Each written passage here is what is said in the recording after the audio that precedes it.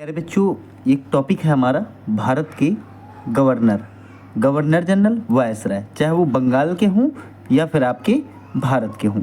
तो एक बात ऐसे समझिए, यहाँ पर हर शासक को हम बहुत ही विस्तार पूर्वक समझेंगे।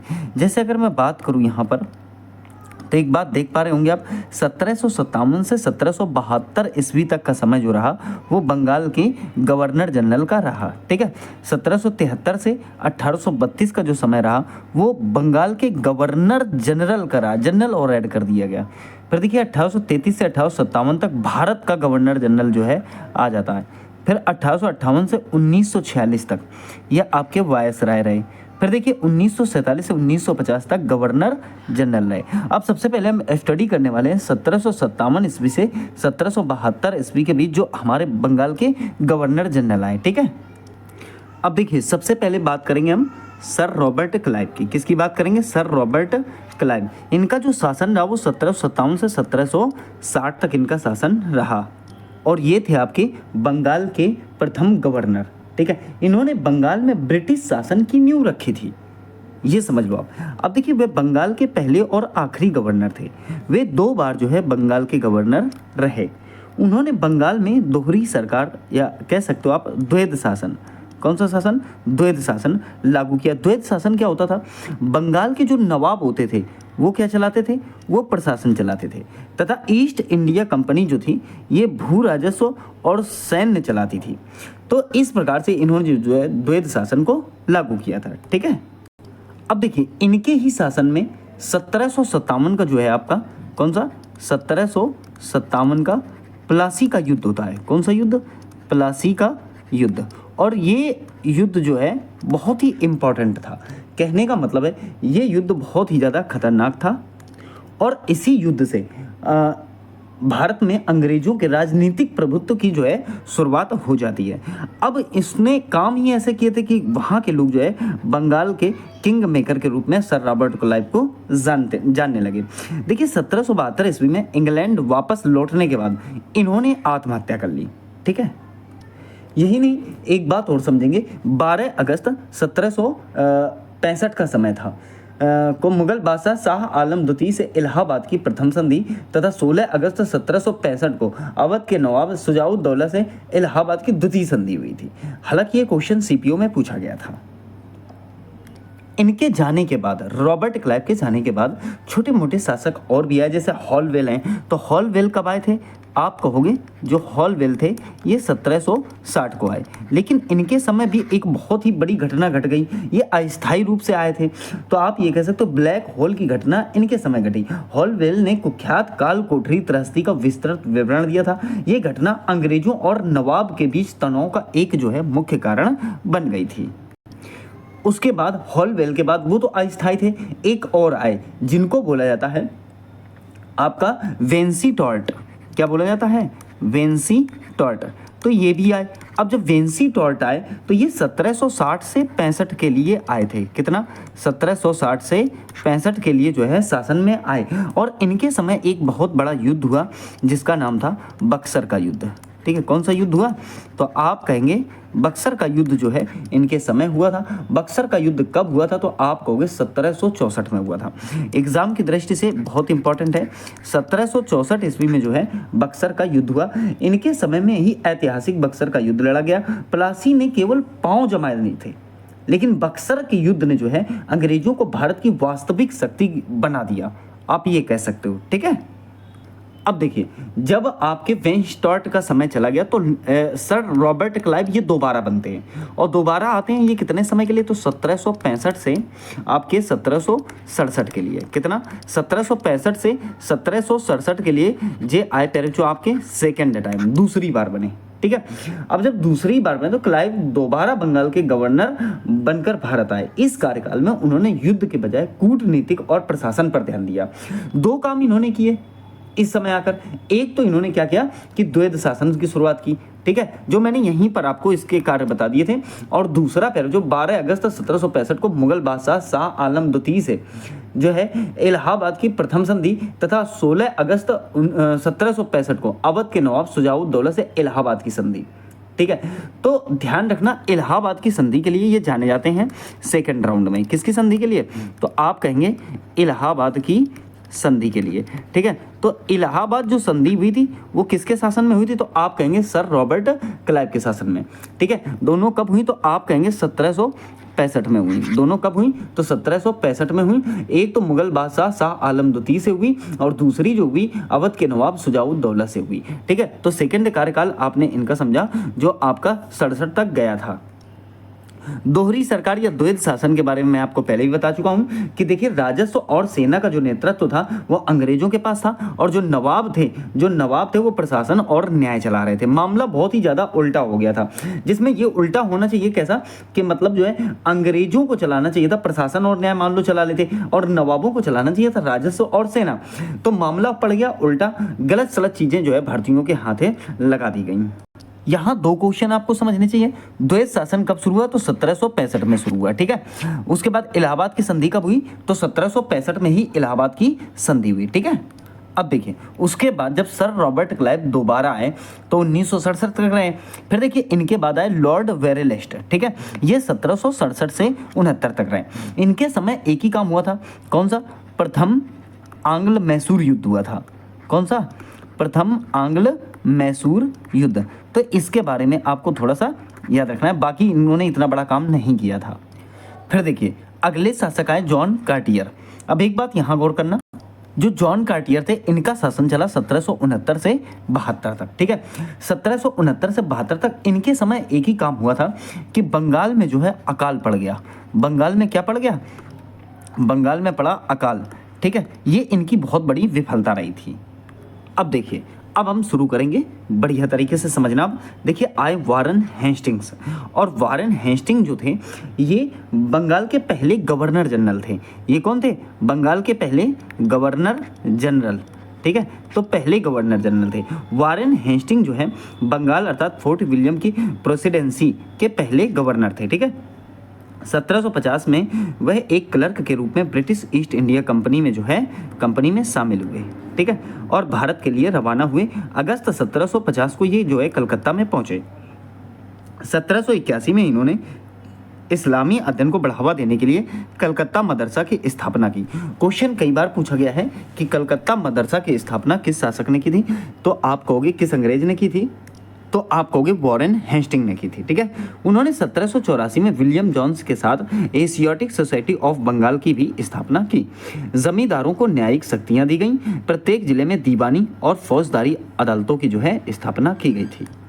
आगे देखिए, जमींदारों को न्यायिक शक्तियां दी गईं। प्रत्येक जिले में दीवानी और फौजदारी अदालतों की स्थापना की गई।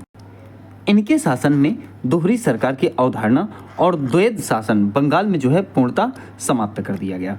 फिर देखिए दूसरा पॉइंट, सर्वोच्च न्यायालय कलकत्ता 1774 में जो है स्थापित हुआ, जिसमें कुल 4 जज थे। कितने जज थे? 4। इसकी पहली न्यायाधीश जो थी एलिजा एम्पे थी। कौन थी? एलिजा एम्पे। कई बार क्वेश्चन जो है ये रिपीट हुआ है। इनके कार्यकाल के दौरान चार्ल्स विल्किंस द्वारा गीता को अंग्रेजी में अनुवाद कराया गया, ठीक है। भारत का पहला समाचार पत्र बंगाल गजट 1780 में मिस्टर जेम्स हिक्की द्वारा जो है शुरू हुआ। द्वितीय आंग्ल मैसूर युद्ध लड़ा गया और 1773 के रेगुलेटिंग की कमियां दूर करने के लिए 1773 का जो रेगुलेटिंग एक्ट था भारत में ब्रिटिश प्रशासन की वैधानिक शुरुआत के लिए जाना जाता है, ठीक है। तो उसकी कमियों को दूर करने के लिए 1784 में पिट्स इंडिया एक्ट जो है पास किया गया था। वॉरेन हेस्टिंग्स ने पिट्स इंडिया एक्ट 1784 ईस्वी के विरोध में त्यागपत्र दे दिया एवं फरवरी 1785 ईस्वी में जो है वो इंग्लैंड चले गए। मैंने कहा त्याग पत्र दिया।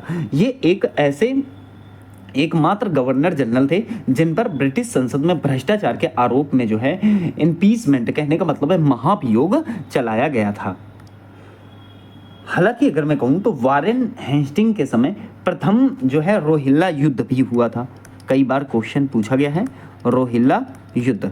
तो याद रखना जो रोहिल्ला युद्ध हुआ था वो 1774 ईस्वी में हुआ था, ठीक है। प्रथम आंग्ल मराठा युद्ध ये तो बहुत लंबा चला था, 1775 से 1782, और साल बाई की संधि से 1782 को समाप्त हो जाता है। द्वितीय आंग्ल मैसूर युद्ध ये 1780 से 84 तक चला। हैदर अली और टीपू सुल्तान के विरुद्ध जो है इसमें संघर्ष हुआ था। अगले शासक आए आपके लॉर्ड कॉर्नवालिस। ठीक है। लॉर्ड कॉर्नवालिस का जो पहला समय रहा वो 1786 से 93 तक रहा, ठीक है। अलग अलग समय जो है इन्होंने शासन यहाँ पर किया है। जो लॉर्ड कॉर्नवालिस थे इनको भारत में सिविल सेवा का जनक माना जाता है। आपको बताना चाहता हूँ इन्होंने काफ़ी कानूनी सुधार किए थे, जैसे कॉर्नवालिस कोड 1793 वाला था। कौन सा था? 1793 वाला। तो 1793 में इन्होंने जो है शक्तियों के पृथक्करण सिद्धांत पर आधारित प्रशासन और न्यायपालिका को जो है अलग करने का कार्य किया था, ठीक है। बंगाल में इन्होंने दास प्रथा पर रोक लगाया था, ये भी इनका बहुत बड़ा कार्य था। कौन सा? तो दास प्रथा पर इन्होंने रोक लगाने का कार्य किया था। कब कार्य किया था ये वाला? तो आप कहेंगे 1789 में दास प्रथा पर क्या की थी? रोक लगाई थी, ठीक है। तो ये पॉइंट भी याद रखने वाला है। उसने अधिकारियों के घूस एवं उपहार लेने तथा निजी व्यापार करने पर पूर्णतः जो है प्रतिबंध लगा दिया था। पुलिस व्यवस्था के अंतर्गत प्रत्येक जिले में पुलिस थाने की नियुक्ति की गई थी।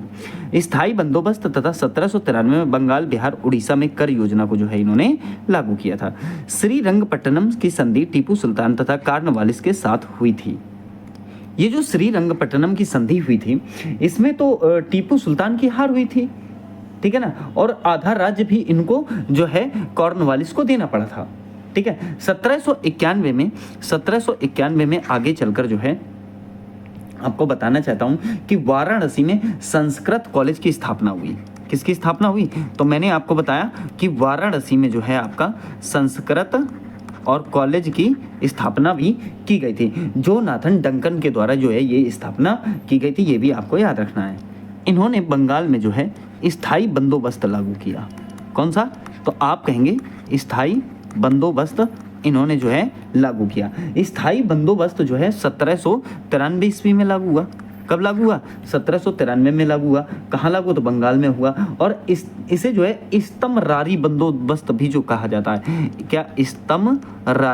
इस्तमरारी बंदोबस्त कहते हैं। आप इस चीज़ को भी अपने दिमाग में रखते हुए चलना, ठीक है। फिर देखिए आए सर जॉन सॉर। तो 1793 से 1798 ईस्वी तक सर जॉन सॉर का शासन रहा। इनके समय में जो है खारदा का युद्ध हुआ था। कौन सा युद्ध हुआ था? खारदा का युद्ध हुआ, और ये मराठों तथा जो है निजाम के बीच हुआ था। किसके बीच हुआ था? मराठों तथा निजाम के बीच। वहीं इनके ही शासन में एक नीति आई थी जिसे बोला जाता है अहस्तक्षेप की नीति।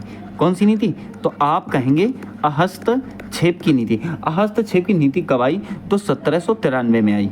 कब आई? तो ये बात आपको याद रखनी है। 1793 में जो है अहस्तक्षेप की नीति आई थी और इन्होंने मैसूर और मराठों के प्रति तटस्थता बनाए रखी थी। ये बात आपको याद रखनी है। उनके कार्यकाल में कंपनी की प्रतिष्ठा को जो है काफ़ी नुकसान पहुंचा। एक बात ध्यान देना, इन्होंने जो है कॉर्नवालिस के जितने भी भू राजस्व सुधार थे उनको सुचारू रूप से आगे बढ़ाया। और इनके ही समय में जो है 1793 वाला चार्टर एक्ट आया था। कौन सा एक्ट आया था? तो आप कहेंगे 1793 वाला जो है चार्टर एक्ट आया था। आगे देखिए लॉर्ड वेलेस्ली का जो शासन रहा वो 1798 से 1805 तक रहा, ठीक है। इन्हें जो है बंगाल का शेर कहा जाता था। क्या कहा जाता था? तो इन्हें जो है बंगाल का शेर कहा जाता था।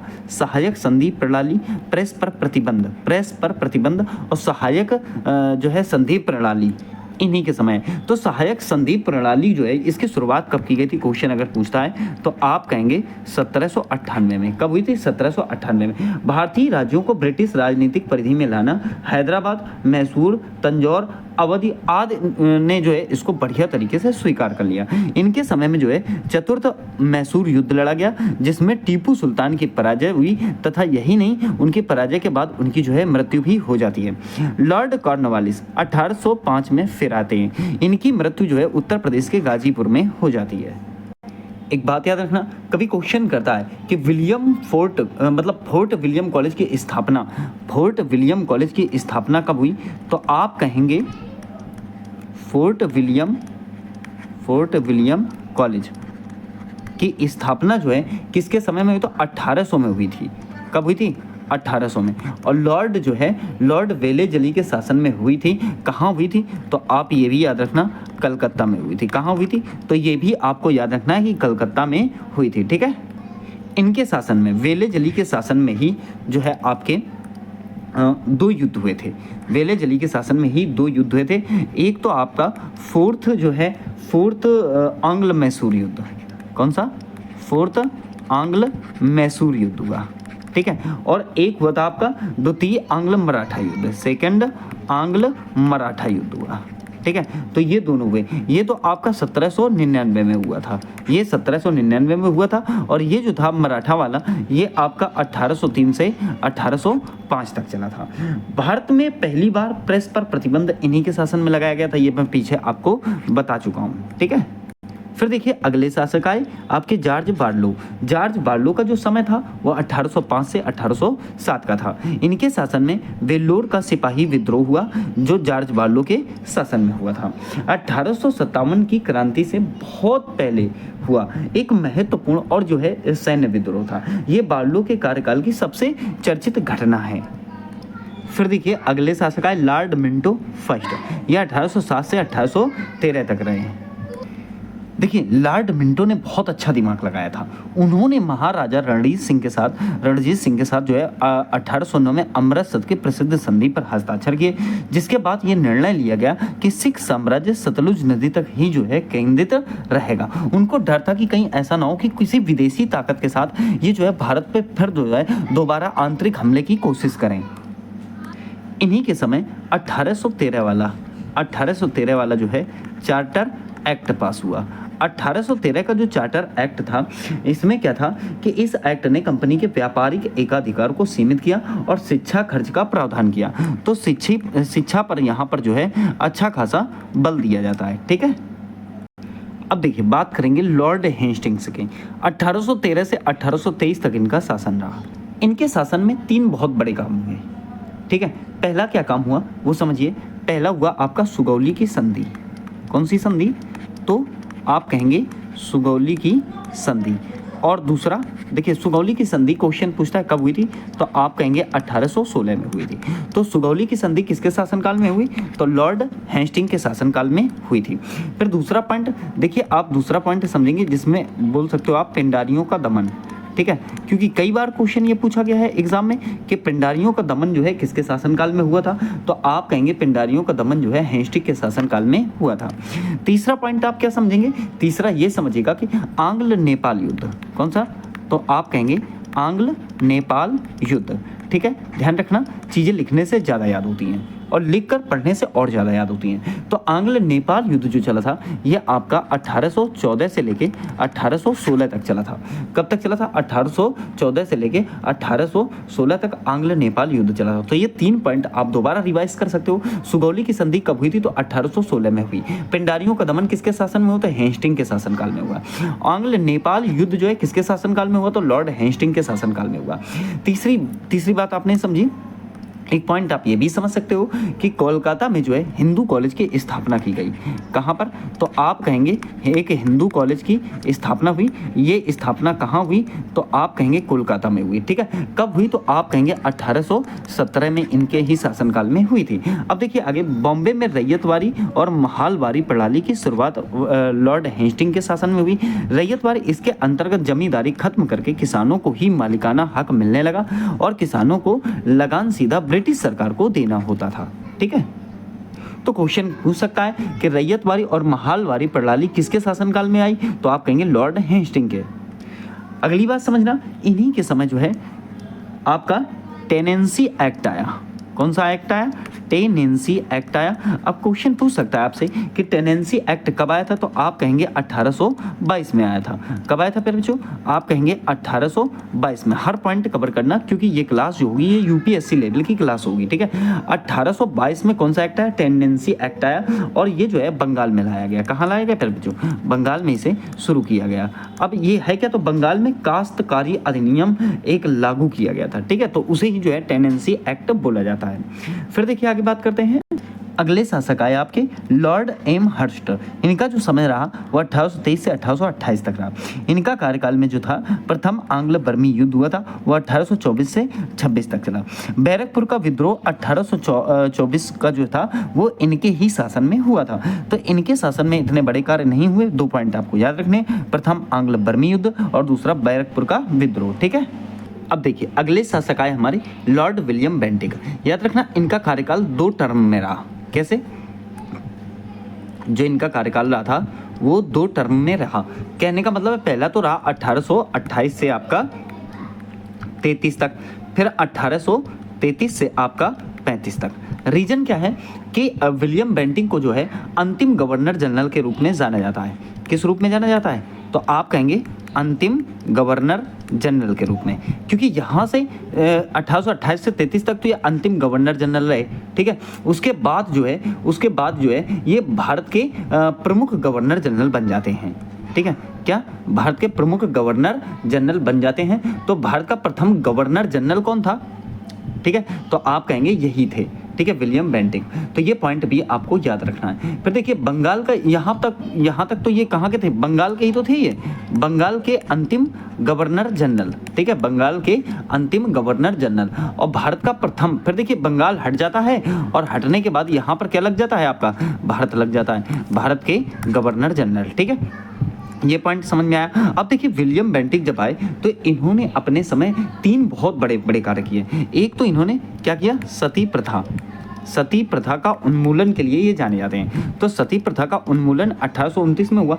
इसमें इनको जो है इनको किसका सहयोग मिला था? तो आप कहेंगे राजा राम मोहन राय, ठीक है, राजा राम मोहन राय का सहयोग मिला था। किसके लिए? तो सती प्रथा के अंत के लिए, ठीक है। फिर दूसरा इन्होंने ठगी प्रथा पर भी इन्होंने जो है रोक लगाई थी। तो ये कब आया? तो ये आया 1830 में, ठीक है। तो सती प्रथा कब? 1829 और ठगी प्रथा कब? तो 1830। इसमें इन्होंने किसकी मदद ली थी? तो इसमें इन्होंने मदद ली थी कर्नल पूरा नाम उनका याद रखना, कर्नल सिलीमैन, ठीक है। कर्नल सिलीमैन की मदद से इन्होंने ठगी प्रथा पर रोक लगाई और सती प्रथा का अंत इन्होंने राजा राम मोहन राय की मदद से लिया 1829 और 30 के समय में, ठीक है। अब देखिए बात करते हैं, इन्होंने 1833 का चार्टर अधिनियम पारित किया और इनके शासनकाल में जो है भारत में अंग्रेजों का व्यापारिक एकाधिकार पूरी तरह से जो है समाप्त हो गया। बंगाल के गवर्नर जनरल का पद समाप्त हो गया और भारत के गवर्नर जनरल की शुरुआत हुई। इस प्रकार वे पहले भारत के गवर्नर जनरल बने, ठीक है। देखिए यहाँ एक पॉइंट लिख रखा है, राजा राम मोहन राय की मदद से सती प्रथा का उन्मूलन जैसे सामाजिक सुधार किए, ठगी का दमन किया, ठीक है। कलकत्ता में प्रथम मेडिकल कॉलेज की स्थापना हुई कब? तो 1835 में। बहुत ही इंपॉर्टेंट पॉइंट है, ठीक है। कब हुई थी? तो 1835 में। इन्होंने जो शिशु बालिका की हत्या थी, शिशु बालिका की हत्या पर भी इन्होंने पूर्ण रूप से रोक लगाने का कार्य किया था, ठीक है। देखिए विलियम बेंटिक, यहाँ पर किसका शासन चल रहा है? विलियम का ही तो चल रहा है। तो विलियम बेंटिक के शासनकाल में 2 चीजें और आई। एक तो पेरविचो विधि आयोग का गठन हुआ। किसका? तो विधि आयोग का गठन हुआ। दूसरी चीज देखिए भारत में अंग्रेजी शिक्षा की शुरुआत हुई। किसकी शुरुआत हुई? भारत में जो है अंग्रेजी शिक्षा का दबाव इनके ही शासनकाल में हुआ, क्योंकि मैकाले ने विलियम बेंटिक के समय इसकी शुरुआत की थी। किसने शुरुआत की थी? तो आप कहेंगे लॉर्ड मैकाले ने जो है इसकी शुरुआत की थी। ये पॉइंट भी आप याद रखना। चलिए आगे देखिए, सर चार्ल्स मेडकॉफ 1835 से इनका शासन 36 तक रहा। देखिए इन्होंने वर्नाकुलर प्रेस पर प्रतिबंध हटा दिया, 1 साल के अंतर्गत ही हटाया और प्रेस को जो है इन्होंने स्वतंत्र कर दिया। इसके कारण जो है उन्हें भारत में प्रेस के मुक्तिदाता के रूप में जाना जाता है। आपको पता होगा कि मैंने बताया था लॉर्ड वेलेजली, किसने? वेलेजली ने जो है प्रेस पर प्रतिबंध लगाया था और इन्होंने जो है उस प्रतिबंध को हटा दिया था, ठीक है। तो ये काम इनका बहुत बड़ा रहा। फिर देखिए बात करते हैं लॉर्ड ऑकलैंड, ये 36 से 42 तक रहे। कितना रहे? 36 से 42 तक। उनके शासनकाल में पहला अफगान युद्ध लड़ा गया। देखिए जो ब्रिटिश थे, जो अंग्रेज थे, ये हमेशा रूस से डरते आए हैं। हालांकि रूस उस समय USSR था, तो इससे बहुत ज़्यादा डरते थे और इससे डर कर जो है इन्होंने अफगान पर हमला कर दिया। लेकिन यहाँ पर ये अफगान से इनको करारी हार हुई। अफगान वाले बहुत ज़्यादा बुरी तरीके से इनको परास्त देते हैं और ये थोड़े पल को जो है अंग्रेजों की नींव कमज़ोर कर देता है। हालांकि ये संघर्ष जो चला वो 1838 से लेके 1842 तक ये अफगानिस्तान और जो है अंग्रेजों से संघर्ष चला। इनके समय में ही रणजीत सिंह और शाह शुजा के साथ जो है त्रिपक्षीय संधि हुई थी। फिर देखिए बात करेंगे लॉर्ड एलनबरो, 1842 से लेके 1844 तक इनका जो है शासनकाल रहा था, ठीक है। अब इन्होंने दास प्रथा का अंत किया। तो दास प्रथा की समाप्ति कब हुई थी, तो क्वेश्चन पूछ सकता है। तो आप कहेंगे 1843 में जो है दास प्रथा की समाप्ति हुई। फिर यहीं से जो है संडे का मतलब हॉलीडे शुरू हुआ। रविवार का अवकाश कब से शुरू हुआ था, तो आप कहेंगे रविवार का जो अवकाश शुरू हुआ था वो लॉर्ड एलनबरो के शासन में ही शुरू हुआ था। अब फिर देखिए जो है ओल्ड मैन इन हरी के उपनाम से प्रसिद्ध थे। कौन?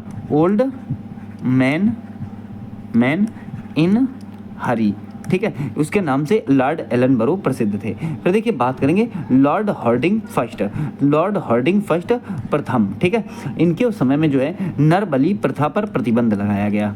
कौन सी? नरबली प्रथा का अंत, ठीक है, यह कह सकते हो आप प्रतिबंध, ठीक है। तो नरबली प्रथा का अंत हुआ। उसके बाद आंग्ल सिख युद्ध हुआ इनके शासनकाल में ही 1845 से लेके ये 46 तक चला। ये पहला वाला था। देखिए बात करें लॉर्ड डलहौजी की, तो लॉर्ड डलहौजी का जो समय रहा वो 1848 से लेके 1856 तक का समय जो रहा वो लॉर्ड डलहौजी जी का रहा था, ठीक है। डलहौजी को भारत में जो है रेलवे का जनक माना जाता है। रीजन क्या था? 1853 में बॉम्बे से ठाणे के लिए पहली रेलवे लाइन इन्होंने जो है शुरू की थी। 1853 में कलकत्ता से आगरा तक जो है पहली टेलीग्राफ लाइन भी इन्हीं के शासनकाल में शुरू हुई। उन्होंने भारत का पहला डाक टिकट 1854 में जो है जारी कर दिया था। उन्होंने भारत में लोक निर्माण विभाग PWD की जो है शुरुआत की। उन्होंने रुड़की में पहला इंजीनियरिंग कॉलेज शुरू किया। वर्तमान में IIT रुड़की के नाम से इसे जाना जाता है। उन्होंने शिमला को ग्रीष्मकालीन राजधानी बनाने का निर्णय भी लिया था। उन्होंने ईश्वर चंद्र विद्यासागर के प्रयासों पर जो है विधवा पुनर्विवाह अधिनियम 1856 को जो है पारित किया, ठीक है। कई पुलों का निर्माण किया और ग्रैंड ट्रंक रोड की जो है मरम्मत करवाई, जिसको शेरशाह सूरी ने बनवाया था। डाक प्रणाली की स्थापना की, जिसमें संचार आसान हो गया। विधवा पुनर्विवाह मतलब विधवा जो है, जो औरतें विधवा होती थी उनके लिए जो है दूसरी शादी करने के लिए पुनर्विवाह विधेयक पारित किया, एक अधिनियम लेके आए। हड़प नीति या व्यपगत का सिद्धांत भी इनके शासन में ही आया था। देखिए ये जो व्यपगत का सिद्धांत है या हड़प नीति है, इस सिद्धांत को राज्य हड़प नीति भी कहते थे।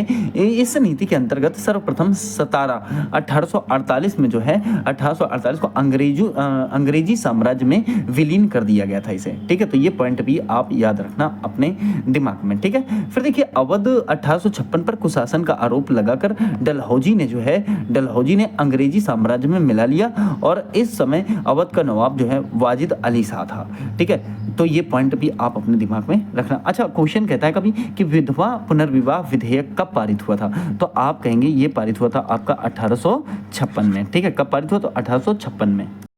अब देखिए समय आया लॉर्ड कैनिंग और इनका जो शासन रहा वो 1856 से 1862 तक रहा। और ये एक ऐसा समय था जिसमें जो है भारत में 1857 की क्रांति आई, एक विद्रोह आया और उस विद्रोह को लेकर इनको जो है ये भारत सरकार अधिनियम 1858 को पारित करते हैं, क्योंकि इनकी न्यू यहाँ पर 1857 वाली क्रांति जो है हिला देती है, ठीक है। अब देखिए भारत में वर्ष 1857 में कलकत्ता, बॉम्बे और मद्रास में 3 विश्वविद्यालय जो है स्थापित किए गए। बंगाल के बैरकपुर में मंगल पांडे नामक एक सैनिक द्वारा सिपाहियों का विद्रोह होता है और जो है 1857 का विद्रोह के रूप में इसे जाना जाने लगा। 1859 में दिगंबर विश्वास और विष्णु चरण विश्वास द्वारा बंगाल में नील विद्रोह या नील दर्पण जो है विद्रोह शुरू हुआ। कैनिंग को भारत का पहला वायसराय बनाया गया। ये भारत के आखिरी गवर्नर जनरल थे और भारत के प्रथम वायसराय थे। विधवा पुनर्विवाह अधिनियम 1856 कैनिंग के शासनकाल में पारित किया गया। मैकाले द्वारा प्रस्तावित IPC इंडियन पेनल कोड जो है भारतीय दंड संहिता 1858 को कानून बना दिया गया। अब जो है आप जानते होंगे कि अब इसको जो है IPC का नाम बदल दिया गया, BNS कर दिया गया है, भारतीय न्याय संहिता। तो अंग्रेजों का कानून जो था जो इसे जो है 1858 वाले को 2024 में जो है बदल दिया गया, ठीक है। कैनिंग के शासन में इंडियन हाई कोर्ट एक्ट पारित हुआ। इसके द्वारा जो है बम्बई, कलकत्ता एवं मद्रास में एक उच्च न्यायालय की व्यवस्था की गई। तो इनके उसमें 2 अधिनियम आए। कौन कौन सा? एक तो देखिए भारत परिषद अधिनियम आया। कौन सा? भारत परिषद अधिनियम। और दूसरा ये वाला कब आया था? 1861 में। और 1861 में ही एक और अधिनियम आया जिसका नाम था उच्च न्यायालय अधिनियम, ठीक है, उच्च न्यायालय अधिनियम, ठीक है। तो ये पॉइंट आप याद रखना। देखिए उसके बाद आए आपके लॉर्ड मेयो। लॉर्ड मेयो का जो समय रहा वो 1869 से लेके आपका 1872 तक का समय जो रहा वो आपके लॉर्ड मेयो का रहा। ठीक है, अब इसमें देखिएगा एक बात, देखिए लॉर्ड मेयो के शासनकाल में अंग्रेजों के समय में प्रथम जनगणना हुई। क्या हुई? प्रथम जनगणना। बात ये आती है कि अंग्रेजों के शासन में पहली बार जनगणना कब हुई, तो आप कहेंगे 1872 में। ये बहुत इंपॉर्टेंट पॉइंट है। हालांकि आगे बात करें तो इनके समय में अजमेर में मेयो कॉलेज की स्थापना भी की गई। 1872 ईस्वी में मेयो के शासनकाल में पहली बार भारत में प्रायोगिक जो है जनगणना कराई गई। देखिए 1872 ईस्वी में एक अफगान युवक ने अंडमान में मेयो के चाकू मारकर जो है उसकी हत्या कर दी। ये भी आपको याद रखना है। उस आदमी का नाम भी याद रखना, उसका नाम है शेर अली। ठीक है, देखिए लॉर्ड लिटन है 1876 से 80 तक इनका समय रहा। वर्नाकुलर प्रेस एक्ट जो है आया मार्च 1878 ईस्वी में पारित हुआ। इस अधिनियम के अनुच्छेद 9 के तहत प्रेस पर ऐसी बातें छापने पर प्रतिबंध लगा दिया गया जो ब्रिटिश सरकार के खिलाफ जाती हों, जिससे जनता में विद्रोह की भावना पनपती हो, क्योंकि अंग्रेजों का 1857 की क्रांति के बाद दिमाग सटक गया था, आप ये समझ लो। अब इन्हीं के शासनकाल में जो है इंडियन आर्म्स एक्ट आया। कौन सा एक्ट आया? तो आप कहेंगे इंडियन आर्म्स एक्ट। वो कब आया? तो आप कहेंगे 1878 में। और इनके ही शासनकाल में वर्नाकुलर प्रेस एक्ट आया, वो भी आपका 1878 में आया। ठीक है, द्वितीय आंग्ल अफगान युद्ध हुआ। ठीक है, 1878 से लेके 80 तक। ठीक है, कौन सा? आंग्ल अफगान। ठीक है, आंग्ल अफगान युद्ध हुआ, तो ये सेकंड था। ठीक है, देखिए आगे लॉर्ड रिपन का शासन आया 1880 से लेके आपका 1884 तक इनका साम्राज्य या शासन चला। मैं आपको बताना चाहता हूँ कि लॉर्ड रिपन ने सर्वप्रथम 1882 में आकर जो है वर्नाकुलर प्रेस एक्ट को जो है समाप्त करके प्रेस को स्वतंत्रता दे दी। लॉर्ड रिपन के शासनकाल में स्थानीय स्वशासन का सूत्रपात हुआ। ठीक है, कब? तो 1882 में ही। अब एक बात आप ऐसे समझ सकते हो कि स्थानीय स्वशासन पर जो सरकार है उसका संकल्प था, और इसे ही जो है मैग्ना कार्टा कहा जाता है। क्या कहा जाता है? मैग्ना कार्टा कहा जाता है। रिपन द्वारा ही 1881 ईस्वी में पहला कारखाना अधिनियम जो है लागू किया गया। लॉर्ड रिपन के कार्यकाल में ही 1883 से 84 में एल्बर्ट बिल विवाद जो है हुआ। इसके तहत भारतीय न्यायाधीशों को यूरोप के अपराधियों को सजा देने की शक्ति मिली, लेकिन बाद में इस विधेयक को अंग्रेजों ने जो है वापस ले लिया। इसे श्वेत विद्रोह कहा गया, अर्थात व्हाइट रिवोल्ट कहा गया। देखिए एक बात ध्यान देना, यहाँ लिखा है प्रथम कारखाना अधिनियम। ठीक है, कहाँ लिखा है? तो आप यहाँ देख पा रहे होंगे। इसे ही आप ये कह सकते हो कि श्रम सुधार कानून। ठीक है, कौन सा? तो आप इसे श्रम सुधार कानून भी कह सकते हो। ठीक है, इसमें जो है प्रथम कारखाना अधिनियम 1881 में बाल श्रम सुधार कानून पर केंद्रित था। फिर देखिए इनके ही शासन में नियमित जनगणना की शुरुआत हुई 1881 में।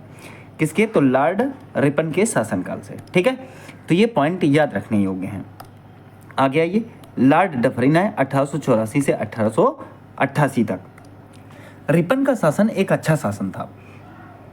पीछे मैंने एक बात बताई थी आपको कि जो है एल्बर्ट बिल विवाद हुआ था। एल्बर्ट बिल, ये देख पा रहे हो आप? ये जो एल्बर्ट बिल था, इस बिल ने भारतीय जजों को जो है यूरोपीय लोगों के मुकदमे सुनने का अधिकार दिया गया था, और इस बात का विरोध अंग्रेजी लोगों ने भारी मात्रा में किया था। और रिपन के समय ही जो है हंटर आयोग आया था। और हंटर आयोग किसका था? तो ये प्यारे बच्चों आपका शिक्षा पर हंटर आयोग, शिक्षा के लिए जो है हंटर आयोग आया था। और ये कब आया था? तो आप ये भी याद रखना 1882 में आया था। ठीक है, तो इसका मतलब क्या था कि प्राथमिक शिक्षा पर जोर देना। ठीक है, तो ये बात आपको यहाँ पर याद रखनी है। ठीक है, चलिए लॉर्ड डफरिन मैंने बताया 84 से लेकर 88 तक इनका समय रहा। देखिए कुल 72 सदस्यों के साथ श्री एयू ह्यूम द्वारा गोकुलदास तेजपाल संस्कृत महाविद्यालय बॉम्बे में 1885 में भारतीय राष्ट्रीय कांग्रेस INC का जो है गठन बड़े जोर और शोर के साथ हुआ। इनके समय में ही थर्ड बर्मा युद्ध हुआ। कौन सा हुआ? थर्ड बर्मा युद्ध। ठीक है, तो जो थर्ड बर्मा युद्ध हुआ था, इसका जो समय था वो 1885 से 86 था। कितना था? 1885 से 86। और इसी समय जो है बर्मा का भारत में विलय हो गया था। बर्मा का भारत में क्या हो गया था? विलय हो गया था। एक पॉइंट और आपको याद रखना है 1887 का। कौन सा? 1887 में जो है इनके ही साम्राज्य में, इनके ही शासनकाल में जो है आपका इलाहाबाद विश्वविद्यालय की स्थापना हुई। किसकी? इलाहाबाद विश्वविद्यालय की स्थापना भी की गई। फिर देखिए लॉर्ड कर्जन का समय आया 1899 से लेके 1905 तक। आप सोच रहे होंगे कि डायरेक्टली 88 से 99 में कैसे पहुंच गए। देखिए 1888 से 1899 में कैसे, 10 साल का गैप क्या हुआ? तो 10 साल में जैसे ऐसे शासक आए थे जैसे लैंसडाउन आए। कौन आए? मैं आपको थोड़ा सा बताना चाहता हूँ। लैंसडाउन। तो लैंसडाउन का जो समय रहा वो 1888 से लेके 94 तक रहा। 1888 से 94 इनके समय कुछ ऐसे कार्य नहीं हुए, जैसे मतलब एक डूरंड आयोग की स्थापना हुई। डूरंड आयोग की स्थापना हुई। ठीक है, तो ऐसे काम हुए। अब डूरंड आयोग क्या था? भारत और पाकिस्तान के बीच जो है, भारत और अफगानिस्तान के मध्य जो है सीमा निर्धारण करता है। दूसरा श्रम कानून आया, द्वितीय कारखाना अधिनियम आया। कौन सा? सेकंड श्रम कानून, या फिर कह सकते हो द्वितीय कारखाना अधिनियम। तो ये जो अधिनियम था ये 1891 में आया। कब आया? 1891 में आया। और महिलाओं के काम के घंटे तय किए गए। इसमें क्या हुआ था? ये फीमेल के लिए था। कहने का मतलब है महिलाएं जो थी हमारी, उनके काम के जो है घंटे तय किए गए।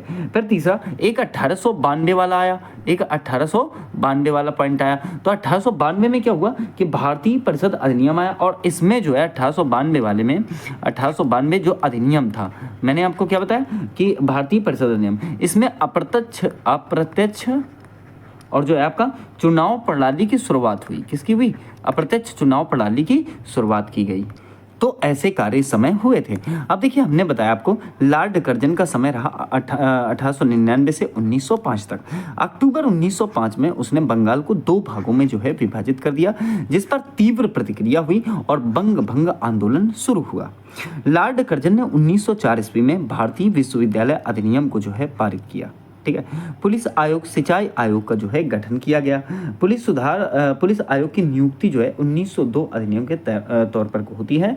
और इस समय जो इसके अध्यक्ष थे वो पुलिस आयोग के अध्यक्ष बताऊं मैं आपको तो एंड्रयू फ्रेजर थे। कौन थे?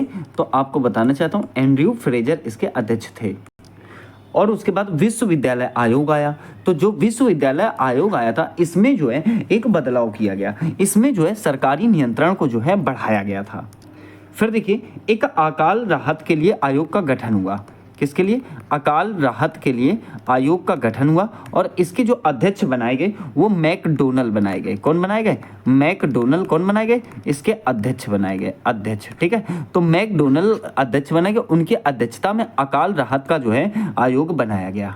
देखिए एक अधिनियम और आया जिसको बोला गया प्राचीन स्मारक और जो है आपका संरक्षण अधिनियम आया। प्राचीन स्मारक संरक्षण अधिनियम आया। तो ये जो है कब आया? तो 1904 में। और इसे ही जो बोला जाता है पुरातत्व सर्वेक्षण विभाग। पुरातत्व सर्वेक्षण विभाग की स्थापना कब हुई? तो आप ये भी कह सकते हो कि 1904 में हुई। आर्थिक विकास में सिंचाई वगैरह पर बल देना इसका मुख्य कार्य था। मतलब इनके शासन का मुख्य कार्य था। प्राचीन स्मारक से उसका कोई लेना देना नहीं है। इनके शासन का बहुत मुख्य कार्य क्या था? 1905 में बंगाल को 2 भागों में बांटना। ठीक है, उद्देश्य क्या थी? प्रशासनिक सुविधा मुहैया कराना। वास्तविक उद्देश्य राष्ट्रवाद को कमजोर करना। फूट डालो और राज करो जैसी नीति थी। इसके विरोध में स्वदेशी आंदोलन की जो है बहुत भारी मात्रा में नींव पड़ गई थी। देखिए आगे आए लॉर्ड मिंटो सेकंड 1905 से 1910 तक। ठीक है, अब इनके समय में आंदोलन और संगठन पर बल दिया गया। ठीक है, जन आंदोलन हुआ, नए राजनीतिक दल उभर कर आए। जैसे स्वदेशी आंदोलन 1905 में हुआ।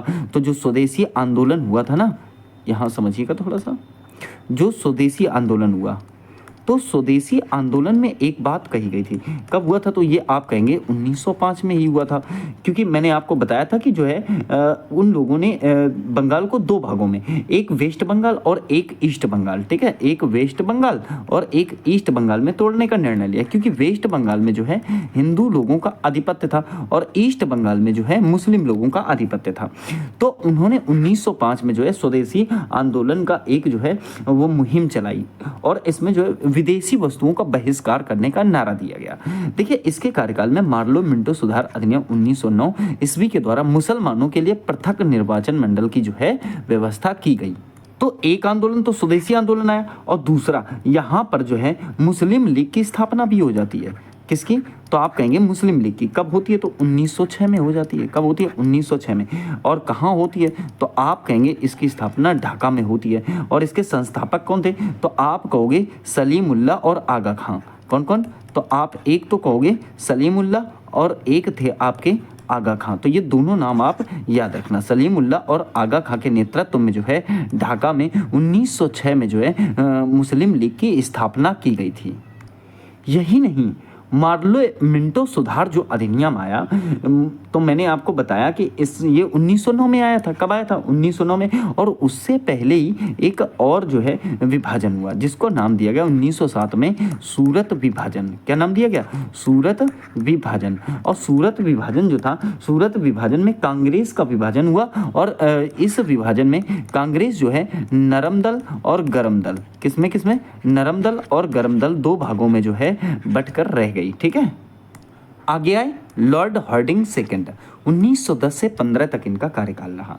ठीक है, इनके उसमें बात करें तो भारत की राजधानी कलकत्ता से दिल्ली स्थानांतरित करने की घोषणा की गई तथा 1912 ईस्वी में दिल्ली पुनः भारत की राजधानी बनी। ठीक है, पहला पॉइंट ये याद रखना है। दूसरा, दिल्ली दरबार का आयोजन हुआ। ठीक है, दिल्ली दरबार का आयोजन कब हुआ? तो आप कहेंगे 1911 में जो है दिल्ली दरबार का आयोजन हुआ। ठीक है, तो दिल्ली दरबार का आयोजन हुआ। प्लस एक बात और ध्यान रखना, जो 1905 वाला था ना, जो 1905 का जो है विभाजन रद्द किया इन्होंने। कौन सा? बंगाल विभाजन। जो बंगाल विभाजन था इसको रद्द कर दिया। ठीक है, राजधानी परिवर्तित हो गई। ठीक है, दिल्ली भारत की जो है नई राजधानी बना दी गई। इनके शासनकाल के दौरान विश्व युद्ध फर्स्ट का आरंभ हुआ। ठीक है, क्योंकि आप जानते हो कि 1914 से उसकी शुरुआत होती है। बंगाल विभाजन भी रद्द हो गया। क्वेश्चन पूछ ले कि मतलब बंगाल विभाजन 1905 वाला कब रद्द हुआ? तो 1911 में ब्रिटिश सम्राट जॉर्ज पंचम ने जो है इसको रद्द किया था। ठीक है, फिर देखिए आगे बात करते हैं। लॉर्ड चेम्सफोर्ड 1916 से 1921, इनके शासन में पूना में एक महिला विश्वविद्यालय की स्थापना हुई 1916 ईस्वी में। ठीक है, उसके कार्यकाल में रोलेट एक्ट असहयोग आंदोलन आया। ठीक है, ये भारतीय आंदोलन के लिए एक बहुत ही अहम समय था। ये एक ऐसा समय था जब 1916 का समय आया तो 1916 में जो है एक समझौता हुआ जिसका नाम दिया गया लखनऊ समझौता। क्या नाम दिया गया? लखनऊ समझौता। और इस लखनऊ समझौते में ऐसा पहली बार हुआ था कि जो है कांग्रेस और मुस्लिम लीग, कौन कौन? एक तो कांग्रेस और प्लस मुस्लिम लीग दोनों जो है इसमें समझौता करते हैं। ठीक है, मैंने आपको ये भी बताया कि गांधी जी का पहला सत्याग्रह 1917 में शुरू होता है। ठीक है, गांधी जी का पहला सत्याग्रह जिसका नाम था चंपारण सत्याग्रह, वो यहाँ से शुरू हो जाता है। ठीक है, और यही नहीं, 1917 में ही जो है आपका मॉन्टेग्यू, कौन सी? तो आप कहेंगे मॉन्टेग्यू की अगस्त घोषणा आई। कौन सी घोषणा? तो आप कहेंगे मॉन्टेग्यू की अगस्त घोषणा कब आई? तो आप कहेंगे 1917 में ही जो है ये आई थी। मैंने आपको बताया कि रोलेट एक्ट पारित हुआ। तो रोलेट एक्ट ये बहुत ही खतरनाक एक्ट था। कब आया था? तो 1919 में आया। कब आया फिर जो? 1919 में। इसमें क्या था कि बिना वकील, बिना अपील, बिना दलील के ही सारी कार्रवाइयाँ हो जाएंगी। और उसके बाद तुरंत जो है आपने देखा कि 13 अप्रैल 1919 को जलियांवाला बाग अमृतसर में हत्याकांड हुआ। ठीक है, ये बहुत ही बड़ा, जनरल डायर द्वारा इसमें गोली चलवा दी गई थी। ठीक है, भारत सरकार अधिनियम आया 1919। ठीक है, कौन सा अधिनियम आया? भारत सरकार अधिनियम 1919 आया। अब प्रांतों में जो है द्वैध शासन लागू हुआ। ठीक है, तो ये बात आप यहाँ थोड़ी सी याद रखें। लॉर्ड रीडिंग की बात करते हैं, 1921 से 1926 कितना समय रहा? तो 1921 से 1926 जो रहा वो लॉर्ड रीडिंग का शासन रहा। देखिए, मैं आपको बताना चाहता हूँ कि जो हमने लॉर्ड चेम्सफोर्ड का शासन पढ़ा, वहाँ उस समय तक जो है भारत में बहुत ही तीव्र क्रांति फैल चुकी थी। तो उस समय जैसे अब गांधी जी जैसे आदमियों को भी अंग्रेजों ने जो है असहयोगी आदमी बना दिया, तो उन्होंने जो है असहयोग आंदोलन शुरू किया। और यही नहीं, इन्हीं के समय जो है खिलाफत आंदोलन भी शुरू हुआ था, जो 1920 में शुरू हुआ था। ठीक है, और ये खिलाफत आंदोलन जो था ये आपके तुर्की के खलीफा के समर्थन में हुआ था। ठीक है, असहयोग आंदोलन में ये समझ लो, मैंने बताया आपको कि गांधी जी का पहला जो है जन आंदोलन था, और इसमें जो है तिलक की मृत्यु हो जाती है 1 अगस्त 1920 में जो है बाल गंगाधर तिलक जी की मृत्यु हो जाती है। समय आया लॉर्ड रीडिंग का। इनके शासन में चोरी चौरा कांड, कोकोरी रिलेक्शन, असहयोग आंदोलन, स्वराज पार्टी की स्थापना, ये सब जो है चरमोत्कर्ष पर पहुंच चुकी थी। ठीक है, लॉर्ड रीडिंग को लेकर एक बहुत बड़ी बात यह रहती है कि लॉर्ड रीडिंग एकमात्र यहूदी वायसराय था। कौन था? तो एकमात्र यहूदी वायसराय कौन था? तो आप कहेंगे लॉर्ड रीडिंग। उसके ही शासन में 1921 में मोपला विद्रोह हुआ था। कौन सा विद्रोह हुआ था? मोपला। कई बार एग्जाम में पूछा गया है कि मोपला विद्रोह जो है ये कब हुआ था? तो आप कहेंगे 1921 में हुआ था। और प्यारे बच्चों, ये कहाँ से शुरू हुआ था? तो ये आपका केरल से शुरू हुआ था। ठीक है, तो ये भी पॉइंट बहुत इंपॉर्टेंट है। मैंने आपको बताया कि चोरी चौरा कांड जो है ये आपका 4 फरवरी और जो है आपका पहले जो 1922 कितना 1922 में जो है यूपी के गोरखपुर, कहाँ से? तो यूपी के गोरखपुर से।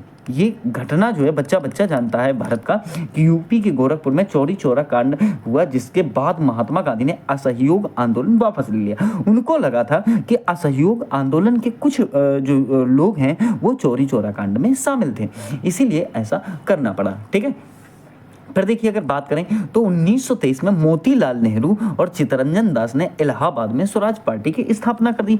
कब कर दी थी? तो मैं आपको बताना चाहता हूँ 1923 में। किसकी? तो 1923 में किस पार्टी की स्थापना हुई? स्वराज पार्टी की स्थापना हुई। इस पार्टी की स्थापना किसने की थी? तो आप कहेंगे कि एक तो आपके मोतीलाल नेहरू थे, एक कौन थे? एक तो मोतीलाल नेहरू और फिर एक थे आपके चित्तरंजन दास। इन दोनों ने मिलकर स्वराज पार्टी की स्थापना कर दी थी। भारत में सिविल सेवा परीक्षा की शुरुआत जो है किसके समय? रीडिंग के समय से ही मानी जाती है। तो ये पॉइंट भी बहुत इंपॉर्टेंट हो जाता है। देखिए, समय आया लॉर्ड इरविन का।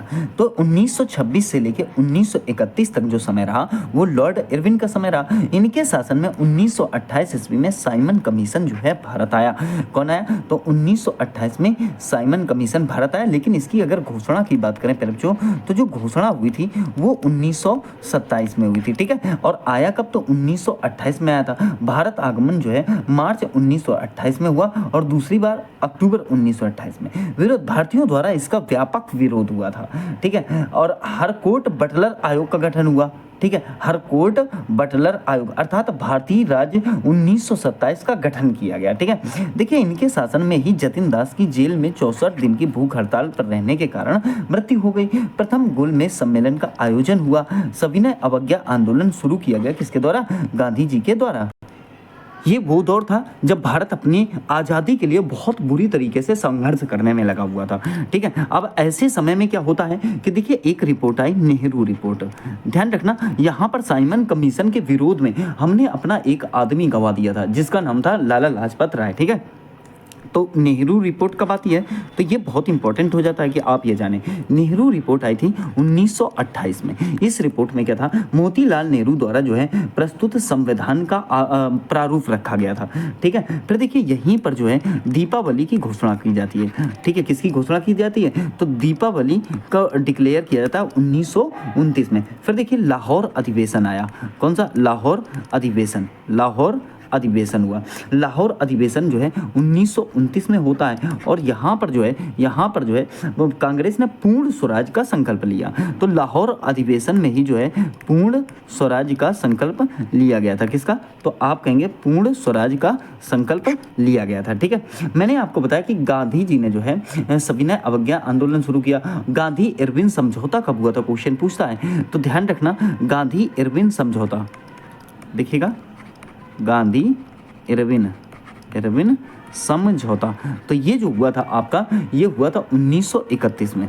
1931 में गांधी इरविन समझौता कब हुआ था? तो 1931 में हुआ था। ये पॉइंट भी अपने दिमाग में रखना। गांधी जी ने इरविन समझौते में जो है 11 सूत्री मांग रखी थी। 11 सूत्री मांग जो है कि कुल मिला के वो सक्सेस नहीं हो पाया। देखिए, मैंने आपको बताया था कि जो है सविनय अवज्ञा आंदोलन शुरू हुआ। ये आंदोलन जो है 5 मार्च 1931 को जो है 5 मार्च 1931 को इसे स्थगित कर दिया जाता है और 23 मार्च 1931 का एक काला दिन आता है। कौन सा? 23 मार्च 1931 का एक काला दिन आता है और इस दिन जो है हमने अपने भगत सिंह को गंवा दिया था। ठीक है।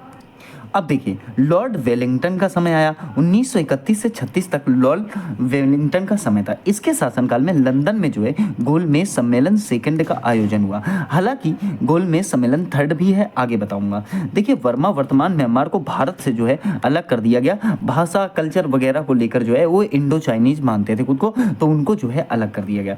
देखिए, रिजर्व बैंक ऑफ इंडिया संघीय न्यायालय की जो है स्थापना की गई। ठीक है। फिर देखिए, उसके शासन में 1932 में में सम्मेलन तृतीय का भी आयोजन हुआ। उसी के शासन में गवर्नमेंट ऑफ इंडिया एक्ट 1935 जो है पारित कर दिया गया। इनके शासन में ही 1932 में जो है सांप्रदायिक पंचायत आया। क्या आया? सांप्रदायिक पंचायत। एक्चुअल में सांप्रदायिक पंचायत क्या है, ये आपको जानना चाहिए। सांप्रदायिक पंचायत ये जो है दलितों के लिए था। किसके लिए था? दलितों के लिए जो है पृथक निर्वाचन मंडल की मांग थी। ठीक है, पृथक निर्वाचन मंडल की मांग। फिर देखिए 1932 में ही जो है एक पूना पैक्ट आता है। क्या आता है? पूना पैक्ट एक्चुअल में क्या था, तो ये जानना आपके लिए बेहद जरूरी है। इसमें जो है यरौदा जेल में, कहाँ पर? तो यरौदा जेल में जो है आपका किसके साथ? तो दो लोग जो है आपस में एक समझौता करते हैं। कौन कौन से? तो एक तो गांधी जी और दूसरा भाई साहब आपके डॉक्टर BR अम्बेडकर, जिनको संविधान का जनक माना जाता है। ये समझौता हिंदू समाज के भीतर एकता बनाए रखने के लिए बहुत ही अहम और इम्पोर्टेंट था। तो कब था? तो ये पूना पैक्ट जो है 1932 का था। सांप्रदायिक पंचायत कब आया? तो 1932 में ही आया था। आगे अगर बात करें तो लॉर्ड लिनलिथगो, देखिए 1936 से 43 तक का समय जो रहा वो लॉर्ड लिनलिथगो का समय रहा और द्वितीय विश्व युद्ध 1 सितंबर 1939 को आरंभ हुआ, जिसमें भारतीयों से अनुमति लिए बगैर उनको जो है इस युद्ध में झोंक दिया जाता है। ठीक है। कांग्रेस का इस्तीफा हुआ। युद्ध नीति के विरोध में प्रांतीय मंत्रालयों ने इस्तीफा दिया। फिर देखिए त्रिपुरी वो हुआ था, क्या बोलते हैं, त्रिपुरी संकट आया। तो त्रिपुरी संकट कब आया? तो क्वेश्चन पूछ लेता 1939 में आया। एक्चुअल में ये क्या था, ये जानना आपके लिए बेहद जरूरी है। सुभाष चंद्र बोस ने इसमें जो है, किसने? तो आप कहेंगे सुभाष चंद्र बोस ने जो है इसमें आपका फॉरवर्ड ब्लॉक का गठन किया था। ठीक है। फिर देखिए क्या होता है, 1940 में इनके शासनकाल में लाहौर अधिवेशन में पहली बार जो है पाकिस्तान की मांग रखी गई थी। भारत छोड़ो आंदोलन, क्रिप्स मिशन, पहली बार जो है आम चुनाव हुए। ऐसे कार्य इनके शासन में हुए। आगे देखिए इसमें क्या होता है, 1940 में दो कार्य और होते हैं। एक क्या होता है, लाहौर संकल्प आया। क्या आया? लाहौर संकल्प। ठीक है। और दूसरा काम जो होता है वो आपका होता है अगस्त प्रस्ताव। कौन सा प्रस्ताव? तो आप कहेंगे अगस्त प्रस्ताव। एक्चुअल में लाहौर संकल्प क्या था? लाहौर संकल्प था मुस्लिम लीग ने मुसलमानों के लिए अलग राज्य की मांग की। अगस्त प्रस्ताव था वायसराय द्वारा भारतीयों का सहयोग पाने के लिए लाया गया था। तो ये चीजें आपको इसमें याद रखनी है। आगे देखिए लॉर्ड वेवेल, 1944 से 47 का समय था। इनके कार्यकाल में 1945 ईस्वी में शिमला समझौता हुआ। इसके कार्यकाल में 20 फरवरी 1947 ईस्वी में प्रधानमंत्री क्लेमेंट एटली ने हाउस ऑफ कॉमन्स में जून 1948 तक भारत की सत्ता भारतीयों को हस्तांतरित करने के लिए जो है घोषणा की। ठीक है। फिर देखिए लॉर्ड माउंटबेटन, मार्च 1947, ठीक है, से जून 1948 ईस्वी वायसराय की पदवी समाप्त कर दी गई, गवर्नर जनरल अपनाया गया। स्वतंत्र भारत का प्रथम एवं अंतिम विदेशी British governor general Lord Mountbatten थे। स्वतंत्र भारत के प्रथम एवं अंतिम भारतीय गवर्नर जनरल C राजगोपालाचारी थे। कहने का मतलब है चक्रवर्ती राजगोपालाचारी। तो प्यारे बच्चों यहाँ पर आपने संपूर्ण जो है भारत का ब्रिटिश शासन पढ़ा। ठीक है।